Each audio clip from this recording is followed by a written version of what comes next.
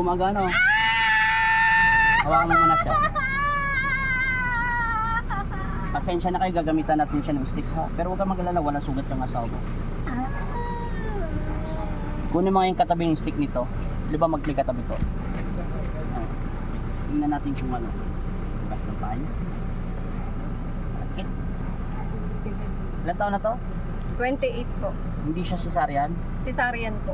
2 months pa lang. Magti 3 months na po. Asan?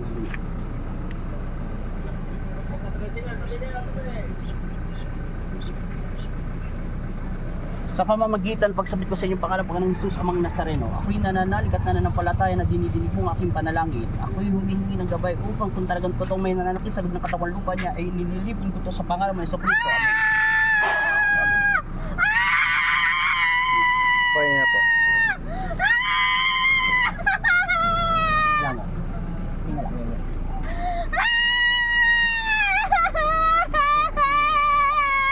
Masamang espiritu, inuutusan kita lumabas ka sa pag-aari ni Kristo. Amen! Layas! Huwag ka nang babalik kailanman. Inuutusan kita lubayan mo ang batang ito sa pangalan ni Jesus. Amen.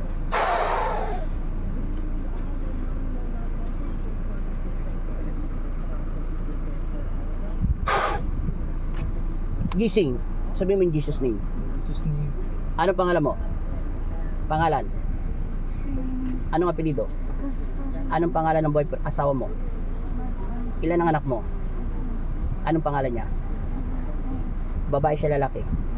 Kilala mo si Kristo? Ano mo siya? Panginoon natin lahat. Sabi mo in Jesus name. Akin na yung holy water. Huwag ka mo nasa ilalim.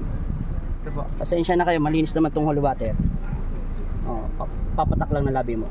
Sala. Lunukin mo, sabi mo amen.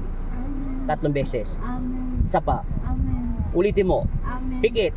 Amen! Okay na. Pababayan mo na siya. Hindi na magwawala yan. Okay na. Bye-bye. Ako si pangalan mo yung banggitin mo. Go. Ako si ganito pangalan. Nananalig ako at sumasampalataya sa iyo na dinidinig mo ang aking panalangin at patawarin mo ako sa aking mga nagawang kasalanan sa isip, sa salita at sa gawa. Ama, dinggin mo ang aking panalangin. Palakasin niyo po ang aking loob upang talunin ko ang anumang masamang espiritu na umaalili sa aking katawan na pag-aari mo. Inuutusan kita, masamang espiritu at masamang elemento, lumayas ka sa aking katawan sa pangalan ni Jesus. Amen.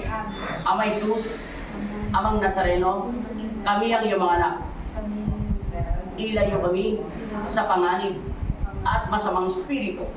Binigyan mo ko ng kapangyarihan upang daigin at tapakan ang kapangyarihan ng kadiliman.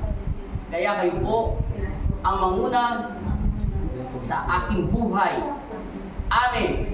Ama Jesus, Amang Nazareno, bigyan mo ko ng kapangyarihan na makapagpagaling ng aking karamdaman. Salamat po sa pinagkaloob mo sa akin. Amen. Gaya mo ko, Ama namin, sumasalangit ka, sambahin ang ngalan mo, mapasa amin ang kaharian mo, sundin ang loob mo dito sa lupa para sa langit. Bigyan mo po kami ngayon ng aming kakanin sa araw-araw at patawarin mo kami sa aming mga sala para ng pagpapatawad namin sa nagkakasala sa amin. At huwag mo kami ipahintulot sa tukso at iadya mo kami sa lahat ng masama. Amen. Amay mali pala. Panginoong Maria, napupuno ka ng grasya, ang Panginoong Diyos ay sumasa iyo, bukod kang pinagpala. Bukod kang pinagpala sa babaeng lahat at pinagpala naman ng iyong anak na si Jesus. Santa Maria, Ina ng Diyos, ipanalangin mo kami, makasalanan, ngayon at kung kami Ngayon kami mamamatay. Amen.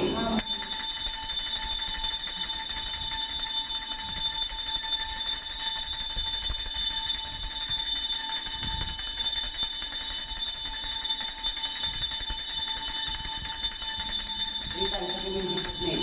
Jesus name. Lakasan mo. Jesus name. Jesus name. Amen. Amen.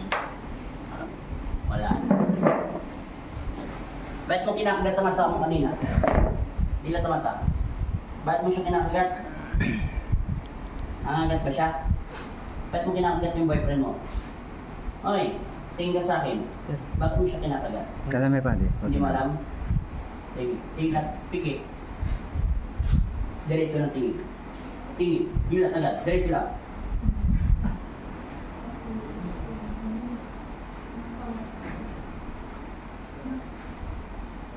Hindi ko angat yung mukha ko, hindi nag-deliver.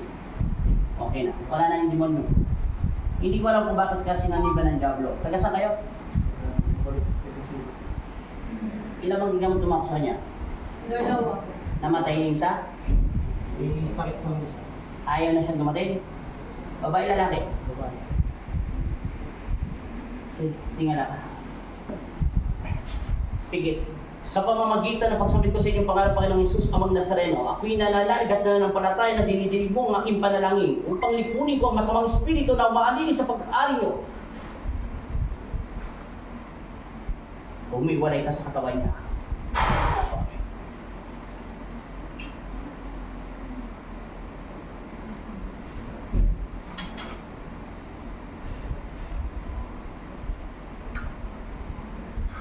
Sabihin mo in Jesus' name. Jesus name. Amen! Amen. Okay na. Nailo kayo, hindi? Layas na kayo. Lagong na siya ng langis. Tapos na. Di mo na kagatin ang asawa mo.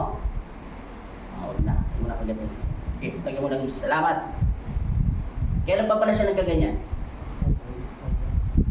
Pagsimbahin mo siya. After 3 weeks, ibalik mo siya para ma-align yung katawan niya. Kasi kulang yung wala siyang tulog. Hindi siya ma-alignment eh. Tsaka wala siyang kain. Hindi siya kumakain. Iya, maglagay ka na lang sa likuran. Lagyan mo lang. Okay na, babay na.